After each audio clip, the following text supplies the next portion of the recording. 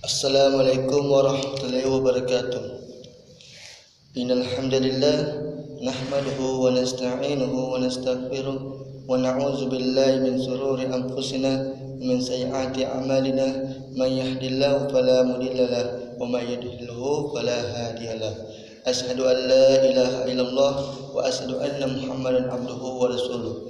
Allahumma shalli ala sayyidina Muhammad wa ala alihi wa ashabihi ajmain.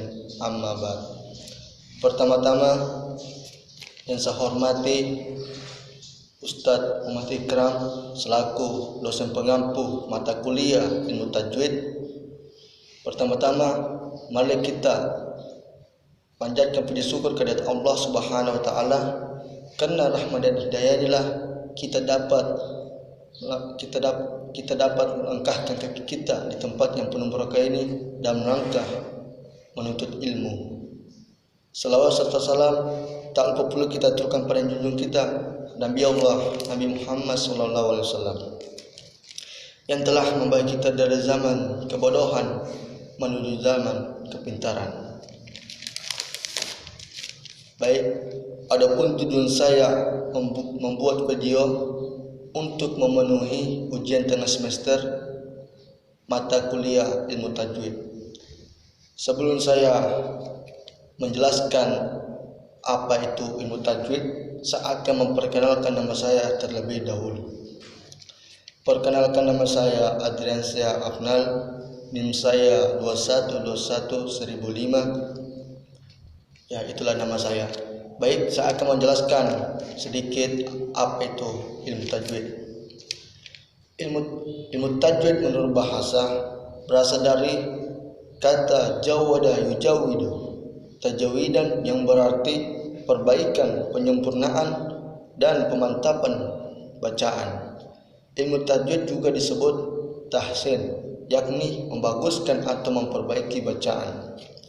Dalam pengertian lain, tajwid dapat pula diartikan segala sesuatu yang mendatangkan kebajikan. Adapun secara istilah, tajwid mengeluarkan huruf dari makhraj, tempat keluarnya huruf, serta memberikan hak dan mustahak dari sifat-sifat hurufnya. Adapun perbedaan antara hak huruf dan mustahak huruf.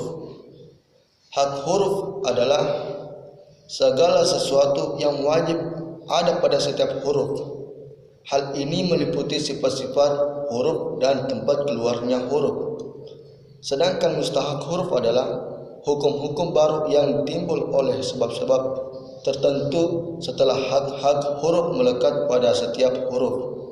Hal ini meliputi hukum-hukum seperti ikhfa, idhar, izhar, dan idgham dan lain sebagainya. Dari pengertian di atas, maka ilmu tajwid adalah suatu ilmu pengertian cara membaca Al-Quran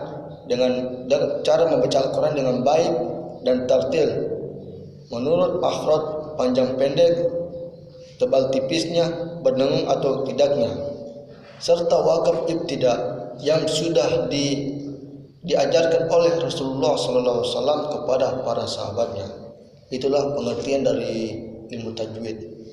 Adapun orang yang bertanya, apakah hukum mempelajari dan mengamalkan ilmu tajwid? Nah, saya akan menjawab pertanyaan tentang hukum mempelajari dan mengamalkan ilmu tajwid. Secara ijma para ulama bahwa hukum mempelajari ilmu tajwid adalah fardu kifayah. Maksud dari fardu kifayah yaitu jika ada sebagian kaum muslimin yang mempelajari ilmu tajwid, maka gugurlah kewajiban sebagai kaum muslimin lainnya untuk mempelajari ilmu tajwid. Sedangkan mengamalkan ilmu tajwid adalah hukumnya fardu ain bagi setiap pembaca Al-Quran. Maksud dari kata fardu ain adalah jika ada seseorang bacaannya salah, baru kita tidak menegurnya padahal kita sudah mengetahui bahwa bacaannya itu salah, maka kita akan mendapatkan dosa. Hal ini disampaikan di dalam firman Allah Al-Quran surah Al-Muzammil ayat 4 yang berbunyi Bismillahirrahmanirrahim. warattilil Qur'ana tartila. Artinya, dan bacalah Al-Quran itu dengan perlahan-lahan. Dalam ayat ini Allah memerintahkan Nabi Muhammad SAW supaya membaca Al-Quran secara seksama atau secara tartil. Maksud ialah membaca Al-Quran dengan pelan-pelan, bacaan yang fasih, dan merasakan arti dan maksud ayat-ayat dibaca itu sehingga berkesan di hati. Adapun orang bertanya, bagaimanakah contoh membaca Al-Quran secara tartil itu? Baik, saya akan mencontohkan membaca Al-Quran secara tartil. Contohnya di surah Al-Fatihah. Bismillahirrahmanirrahim. Alhamdulillahi Rabbil Alamin, Ar-Rahmanir-Rahim, Maliki Yawmiddin, Iyyaka na'budu wa iyyaka nasta'in, Ihdinas siratal mustaqim, Siratal ladzina an'amta 'alaihim, Ghairil maghdubi 'alaihim waladdallin.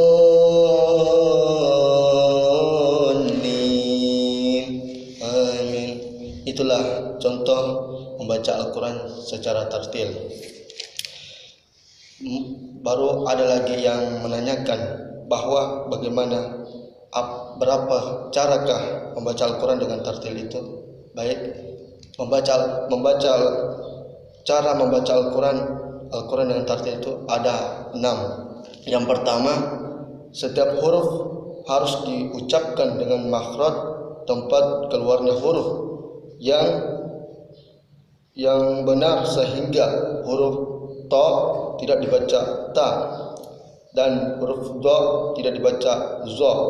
Yang kedua, berhenti pada tempat yang benar dengan memutuskan atau melanjutkan bacaan di tempat yang salah.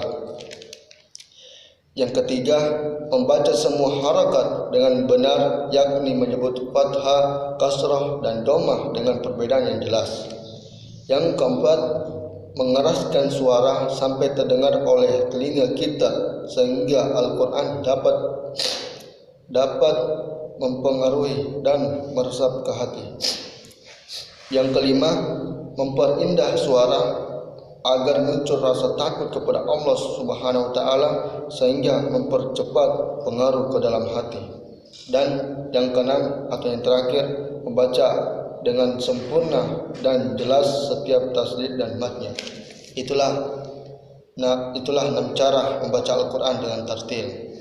Mungkin cukup sekian saya sampaikan. Mohon maaf kalau ada kata-kata saya kurang jelas karena saya masih proses pembelajaran. Unzur maqala wala tanzur maqala. Lihatlah apa yang disampaikan dan lihat siapa yang menyampaikan. Syukran katsiran ala husni istimamikum wa akhiran. Wassalamualaikum warahmatullahi wabarakatuh.